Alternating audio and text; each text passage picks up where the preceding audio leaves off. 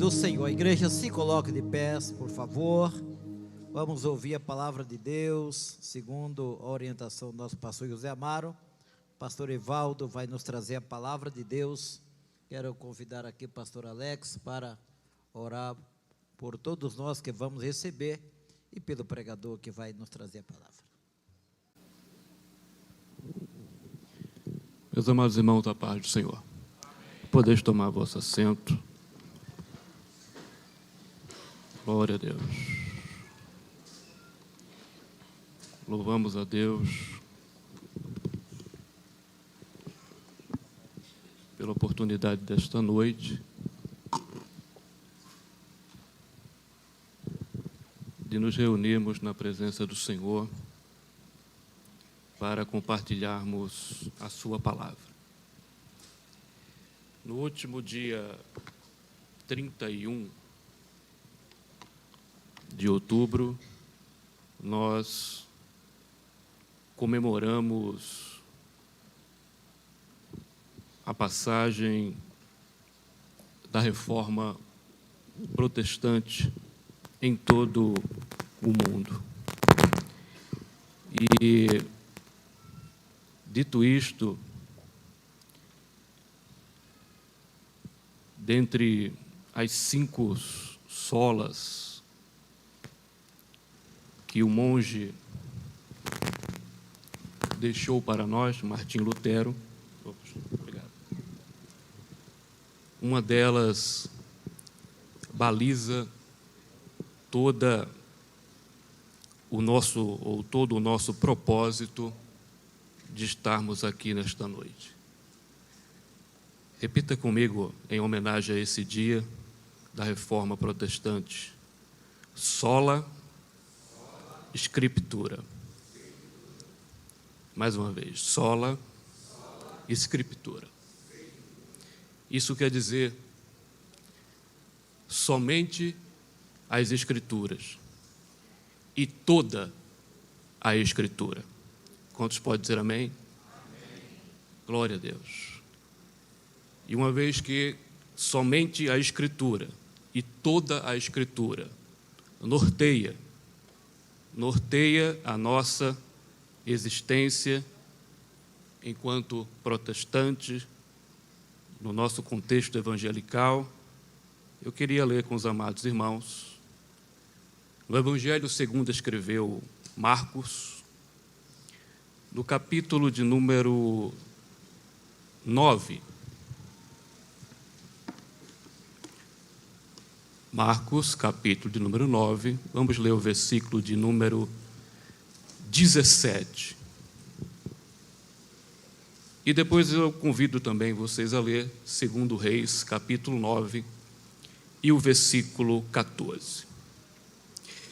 Para ganharmos tempo, Marcos, capítulo de número 9, versículo número 17, diz assim a Escritura: E um da multidão, respondendo, disse: Mestre, trouxe-te o meu filho que tem um espírito mudo.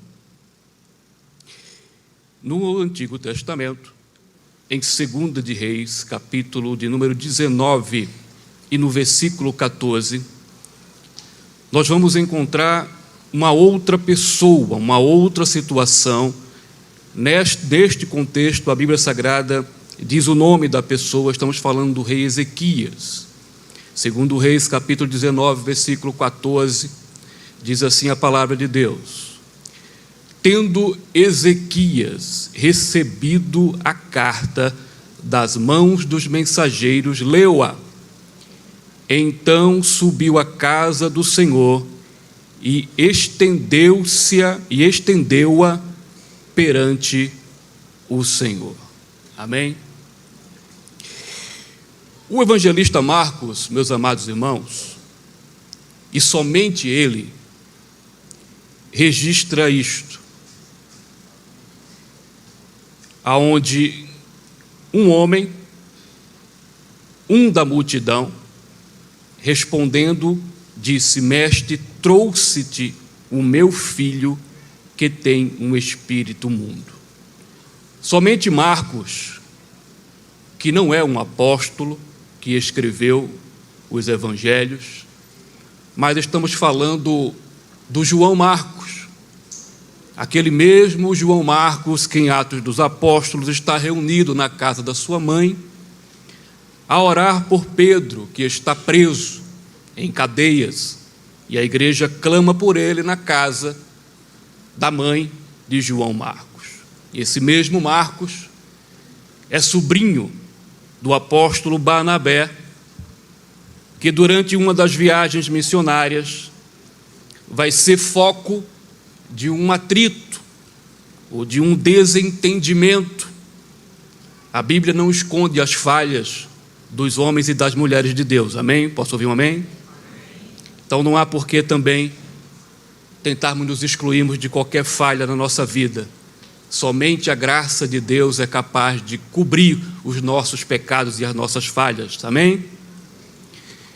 E é esse mesmo Marcos que Paulo se irrita com ele, porque ele, por algum motivo que a Bíblia não fala, ele resolve não seguir adiante com Barnabé e com Paulo para a viagem missionária. Mas é esse mesmo Marcos também que lá na frente, depois de Paulo passar por diversas situações na sua vida, e graças a Deus que na vida do apóstolo Paulo tinha marcha ré, porque na vida do crente tem que ter marcha ré. Posso ouvir um amém? Seu carro não pode ter só primeira, segunda, terceira, nem quarta, nem a quinta, nem quantas. Hoje tem carro aí com câmbio CVT que vai até a 10ª marcha. Não importa quantas marchas você possa avançar para frente, mas você vai ter que ter uma só, que lhe dê condição de você voltar para trás. E no carrinho de Paulo tinha marcha ré. E lá na frente ele fala: olha, chama Marcos. Chama Marcos porque ele me é útil no Evangelho. Devemos tomar cuidado, irmãos, com aqueles que nós rejeitamos durante o nosso caminho. Devemos tomar cuidado com aquele que está do nosso lado na caminhada e nós o rejeitamos por um preconceito, por uma questão ou por outra. Lá na frente, você pode ter que voltar. E é com ele mesmo que você rejeitou. E é com ele mesmo que você criticou, que você vai ter que dizer: traz ele porque ele me é útil. Glória a Deus. É este mesmo Marcos que registra, e somente ele registra, uma grande disputa que está tendo aqui, nesse contexto do capítulo 9 de Marcos.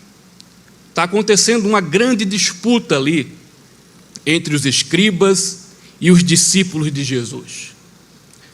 Talvez teológica, sobre questões da Tanakh ou da Torá, e que os discípulos estavam ali pregando e os sinais milagrosos que estavam operando, ou ainda talvez uma contenda devido ao fato de que os discípulos naquele momento não puderam expulsar o demônio que estava nesse menino, que a Bíblia chama de um menino lunático, e estava acontecendo logo após ele descer do Monte da Transfiguração.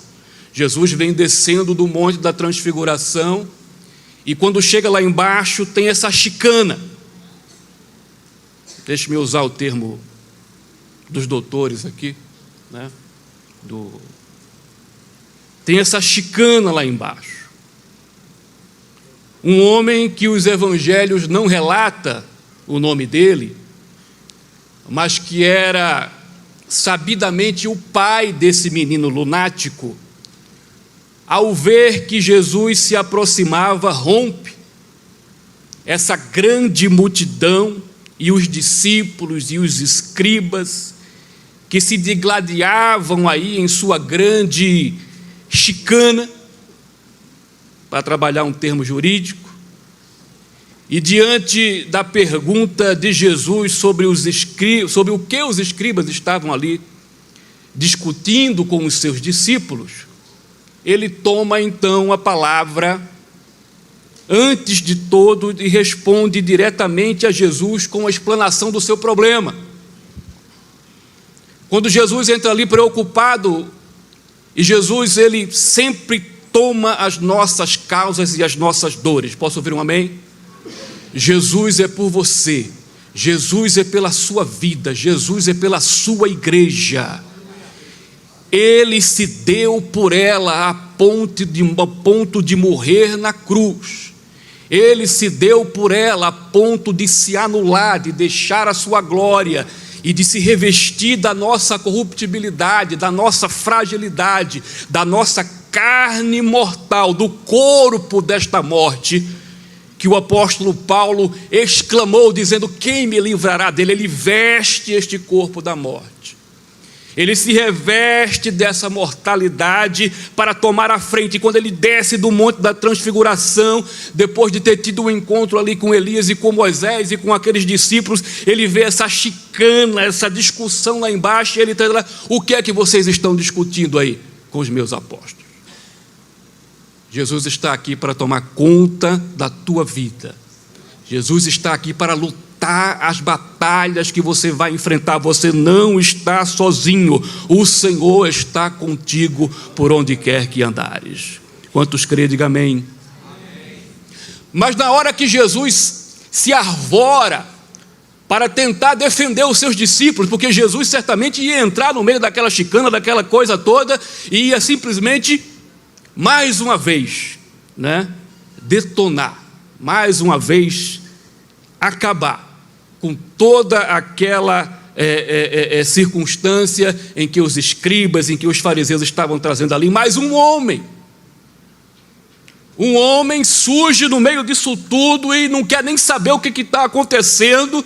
E quando Jesus ia entrar ali na questão para começar uma discussão teológica e tentar ali proteger os seus discípulos, esse homem rompe com uma explanação forte da sua alma. Ele grita, e ele diz: mestre, trouxe-te o meu filho que tem um espírito mudo. Porque muitas vezes, meus amados irmãos, nós estamos tão preocupados com as nossas questões teológicas, muitas vezes estamos tão preocupados com as nossas posições politicamente, com as nossas posições religiosamente, que vamos esquecendo da dor, do sofrimento e da necessidade daqueles que estão ao nosso redor. E aqueles discípulos haviam há pouco tempo tentado expulsar o demônio daquele menino e eles não conseguiram. E logo começaram a entrar numa chicana, numa contenda teológica, numa contenda, talvez porque estavam ali operando milagres em nome do Senhor Jesus, com os escribas, com os fariseus, e esqueceram daquele homem. Esqueceram que o homem estava ali com um menino lunático que uma hora ia no fogo, outra hora ia na água, e que o diabo estava ali querendo destruir a sua vida. E ele já estava ali por muitos e muitos e muitos anos naquele sofrimento. Muitas vezes nós nos esquecemos da calamidade, do sofrimento humano do próximo que nos cerca, que muitas vezes é o meu vizinho, que muitas vezes é o meu irmão aqui do banco, que muitas vezes é aquele que faz parte da minha família, para nos preocupar somente com questões que não são nossas, que são nossas, que particularidades nossas, carnalidades nossas, desejos nossos e petições que não sabemos pedir e por isso não recebemos nossas, e deixamos aquele que realmente necessita de tudo que Deus te deu do lado. E é o que esses discípulos fazem aqui, eles simplesmente esquecem daquele homem. Mas o homem não fica calado, ele rompe no meio daquela discussão toda e chama: mestre, eu trouxe-te o meu filho. Diante da afronta e da ameaça também do rei da Assíria para o rei Ezequias, Ezequias e o povo não responde diante das afrontas e clama ao Senhor diretamente após ter pedido e terceirizado o seu clamor, enviado mensageiros ao profeta Isaías, pedindo que ele erguesse orações por ele ao povo.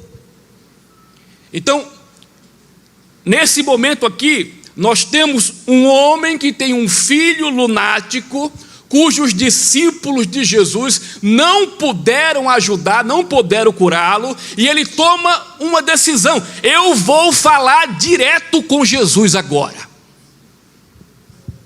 Ele toma uma decisão: eu não vou mais agora terceirizar a minha oração, eu não vou terceirizar agora mais a minha petição. Eu, Senhor, pedi para os teus discípulos e eles não puderam fazer nada. Então ele corre, ele clama, ele entra no meio dessa confusão e diz: Senhor, trouxe-te aqui o meu filho. E na próxima leitura que nós vemos do rei da Síria, nós vamos encontrar uma situação semelhante, aonde também outro homem, o rei Ezequias, que diante da afronta do rei da Síria, ele a priori não vai diretamente a Deus, não busca diretamente ao Senhor, ele vai ao profeta daquela hora, ele vai ao profeta daquele momento, ele vai e envia mensageiros ao profeta Isaías, e pedindo para que Isaías erguesse orações pelo povo. Mas é somente na hora que Ezequias toma uma decisão de falar com Deus frente a frente, de falar com Deus pessoalmente, é que Deus ouve a sua oração. É somente na hora que esse homem, suplantando toda e qualquer o desprezo dos apóstolos, a falta de atenção dos apóstolos e toda aquela confusão que o cercava, ele busca a Jesus e fala: Senhor, eu trouxe a ti o meu filho, porque eles não puderam fazer nada, faz alguma coisa por mim. Eu quero franquear para você nesta noite, em nome do Senhor Jesus Cristo, que está franqueado o trono da glória para você apresentar o seu problema, a sua dificuldade, a sua vida, o seu contexto agora. E eu garanto para você, em nome do Senhor Jesus Cristo, que ainda que a igreja te desprezou, que ainda que o teu irmão ou a tua irmã não deu atenção, ainda alguém que falou que ia orar, porque a gente tem essa mania, né, irmão? Ora por mim, não vou orar. Não ora. Ainda que alguém falou para você que ia orar e não orou, ainda que alguém tentou te ajudar e não conseguiu, em nome do Senhor Jesus, nesta noite, Ele está de pé no trono para ouvir o teu clamor, e eu te garanto uma coisa: Ele pode resolver. Ele pode resolver. O Senhor te espera pessoalmente na sala do trono hoje. Posso ouvir um amém? O Senhor te espera pessoalmente na sala do trono hoje. O escritor aos Hebreus fala que nós devemos nos chegar a Ele com ousadia diante do seu trono, sabendo que Ele é galardoador daqueles que o buscam. Aleluia, glória a Deus. O Senhor te espera pessoalmente hoje na sala do trono, porque somente lá você vai encontrar uma resposta para os porquês da sua vida. O pai do menino lunático calou-se diante da questão do porquê os discípulos não puderam curar o seu filho, e não se envolveu na contenda dos escribas. Quando ele viu lá e chegou aquela contenda, viu aquela chicana, ele não quis saber daquele problema. Ele também não estava preocupado de perguntar para Jesus por que os discípulos não haviam conseguido curar o seu discípulo. Não, de maneira nenhuma. O pai do menino lunático buscou primeiramente os discípulos de Jesus para curar o seu filho, mas eles não conseguiu. O rei Ezequias buscou primeiramente ao profeta Isaías, rogando que ele erguesse orações pelos que ainda subsistiam, para que tivesse vitória. Mas de nada adiantou. Mas o Senhor te espera pessoalmente na sala do trono. Sabe por quê? Porque a última palavra para a tua vida nesta noite vem do Senhor. Talvez você chegou no limite. Talvez você veio aqui nesta noite e chegou na última instância, no último patamar, no último recurso, na última coisa que eu possa fazer. A última palavra já foi determinada, ou palavra alguma foi dita e simplesmente deixaram você ao léu. Mas eu quero dizer esta noite, a última palavra para a tua vida vem do Senhor. Aleluia. Glória a Deus. O pai do menino lunático, diante da pergunta de Jesus sobre o que os escribas discutiam com seus discípulos, toma a palavra antes de todo e responde diretamente a Jesus com a explanação do seu problema. Mestre, eu trouxe-te aqui o meu filho que sofre, que tem um espírito imundo. E o rei Ezequias, diante da pergunta do rei de Senaqueribe sobre a sua rendição, entra na casa do Senhor e fala diretamente com o Senhor. Aleluia. Estamos falando aqui de dois personagens que romperam o plano da intermediação humana para, com ousadia, chegar-se ao trono da graça de Deus e falar com o Senhor frente a frente, falar com o Senhor cara a cara. É isso que o Espírito de Deus nos desafia nesta noite.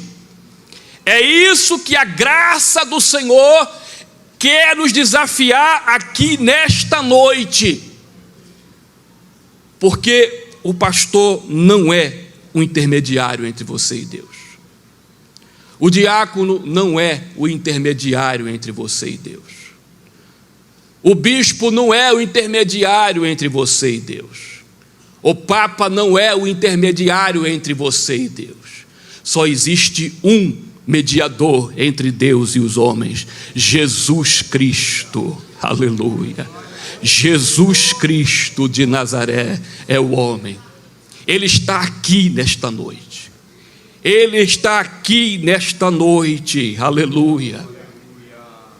E ainda que as nossas necessidades, os nossos problemas, as nossas dificuldades não tenham alcançado uma vitória, não tenham alcançado algum sucesso através da intermediação de alguém, Deus é poderoso para fazer isto aqui nesta noite. O pai do menino lunático, ele expõe a sua falta de fé e, clamando com lágrimas, pede a ajuda de Jesus em sua incredulidade. Porque a questão que ele traz ao Senhor, que é descrita em outro evangelista, e não fala aqui em Marcos, é que ele pergunta ao Senhor Jesus se ele pode curar o seu filho. Mas a resposta de Jesus é que a questão não é se eu posso, a questão é se tu podes crer. Aleluia. Crer. Sola a fide. Somente a fé. Quantos têm fé aqui nesta noite? Aleluia.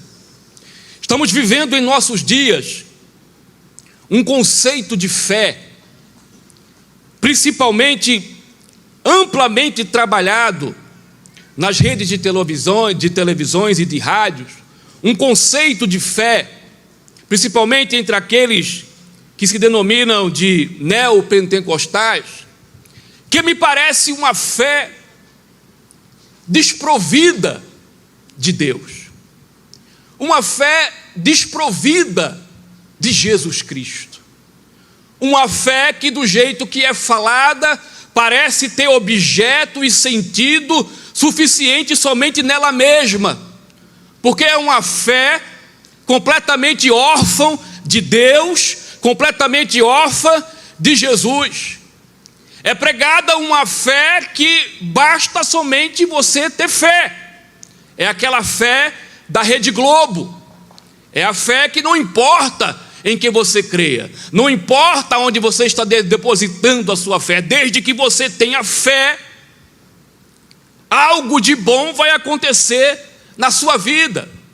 E a fé, ela é dita aí, colocada como um objeto de algo que se supre em si mesmo e que tem o seu ápice, tem o seu poder centrado no homem. É a fé que eu posso ter, a fé que eu posso produzir, e não a fé que eu posso depositar naquele que é maior e mais poderoso para me conceder a vitória.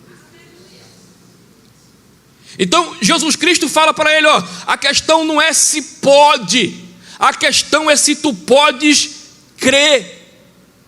E aquele homem, com toda a humildade e com lágrimas nos olhos, ele confessa e ele pede ajuda a Jesus na sua incredulidade. Ele fala assim: Senhor, me ajuda a crer, me ajuda na minha pouca fé, me ajuda a crer aqui agora que tu vais fazer, porque os teus discípulos já acabaram com quase toda a fé que eu tinha. Porque eu cheguei aqui cheio de fé e pedi para eles, e eles nada puderam fazer. Então não sobrou muita fé, Jesus. Por isso que eu estou perguntando: o Senhor pode também fazer alguma coisa? Mas ele não sabia com quem estava falando. Ele estava confundindo Jesus com Pedro, ele estava confundindo Jesus com João, ele estava confundindo Jesus com André, ele estava confundindo Jesus com Mateus. Aleluia. E ele chega e quando ele pergunta: Senhor, tu podes fazer? Ele está perguntando: será que o Senhor também consegue fazer alguma coisa? Porque se o Senhor, que é o mestre, Senhor desse pessoal, e eles não conseguiram fazer nada, será que o Senhor pode fazer alguma coisa? Mas Jesus fala para ele: a questão não é se pode, a questão é se tu podes crer. Mas, Senhor, não sobrou quase fé nenhuma depois desse espetáculo que teve aqui.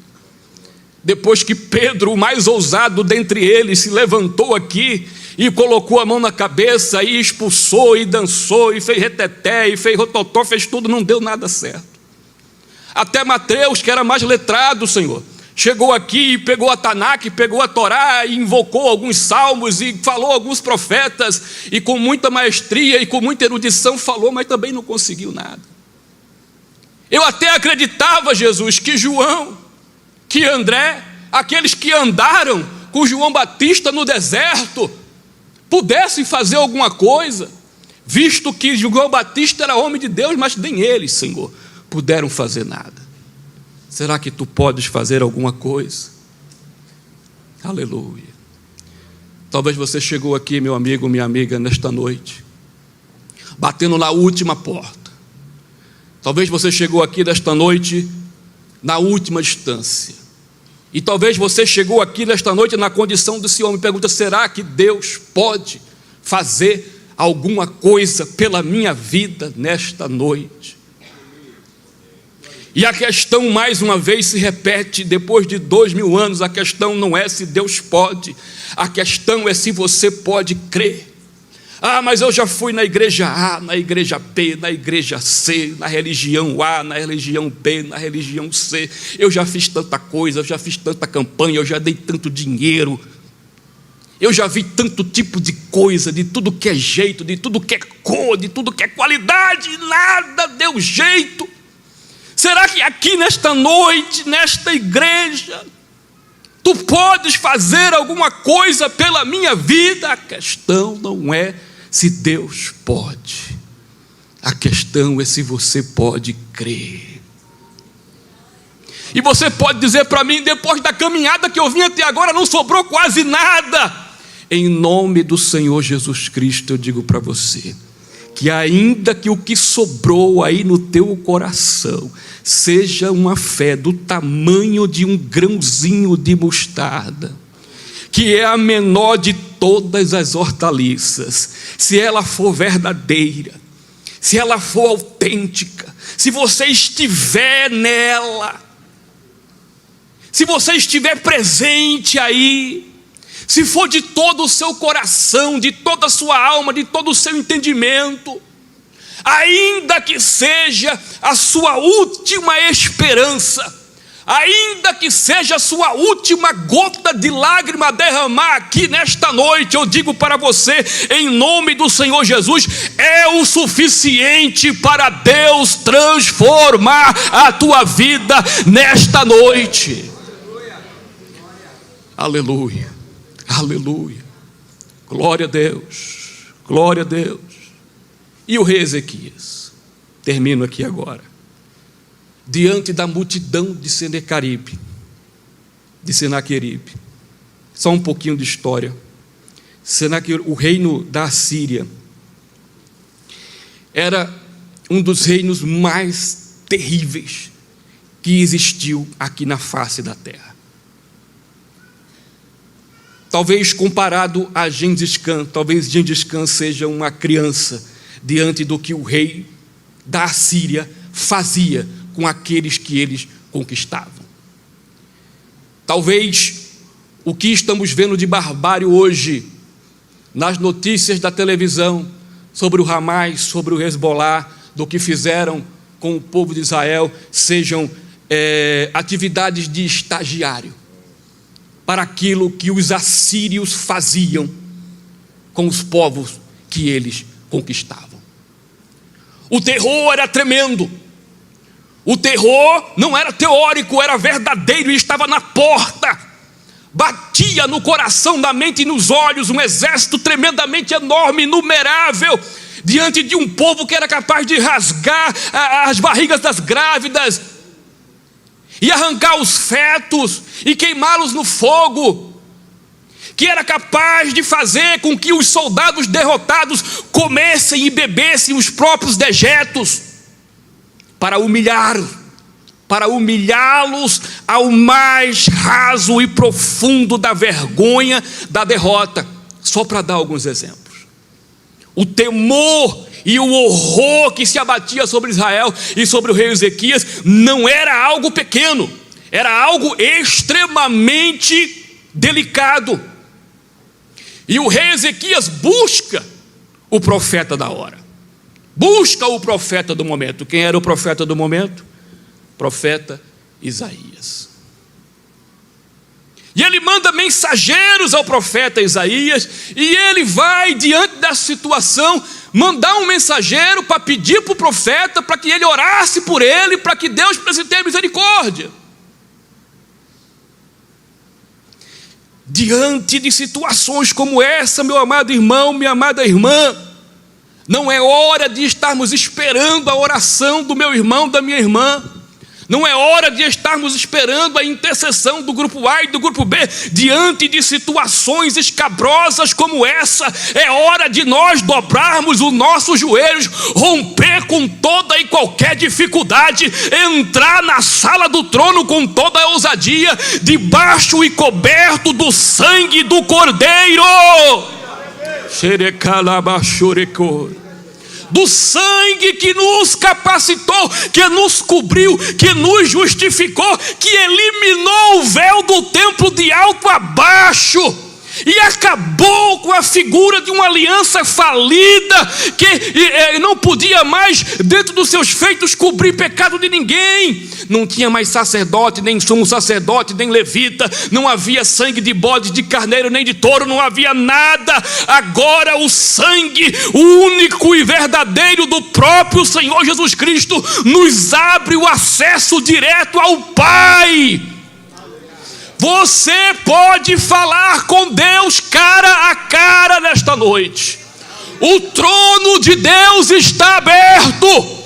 A sala do trono está preparada para todo aquele que pela fé adentrar o seu trono, na cobertura dos seus pecados pelo sangue do Cordeiro, na ousadia de um novo e vivo caminho para falar com Ele, e Ele vai se colocar de pé e vai te ouvir nesta noite. Quantos creem, diga amém. Quando ele entende então que tudo parece que não tem mais jeito, ele então entra e expõe a sua fraqueza e o seu temor em oração. O rei Ezequias expõe a sua fraqueza e o seu temor em oração e clama pela vitória, aquele que está entronizado acima dos querubins, que é o Deus de todos os reinos da terra e que fez os céus e a terra. E Deus manda apenas um anjo. Um anjo. Não foi um querubim, irmãos. Não foi um arcanjo, foi um anjo. Sabe para que serve anjo? Anjo é mensageiro. Mas digo, sabe de uma coisa? Já que ele procurou a mim, já que ele falou comigo, já que ele foi direto comigo, e eu me alegrei e ouvi a oração de Ezequias, eu vou mandar um anjo, e um único anjo, um único mensageiro, nem fazia parte das ordens celestiais de batalha, chegou lá e matou de uma única vez, em uma única noite, 185.000 homens de uma vez só. Tem alguma coisa pequena que Deus não possa, ou grande que Deus possa fazer, que Deus não possa fazer por você nesta noite? Quantos creem? Levante sua mão. Deixe sua mão levantada, eu apenas quero orar 2 segundos. Senhor, em nome de Jesus, que esta palavra, Senhor, que não é minha, que é tua, que trouxe fé aos nossos corações, seja suficiente para que cada um, Senhor, no seu contexto de vida, na sua situação agora neste momento, entre na sala do teu trono e tenha um particular contigo de vitória. É o que eu te peço e te agradeço em nome de Jesus. Amém. Deus abençoe.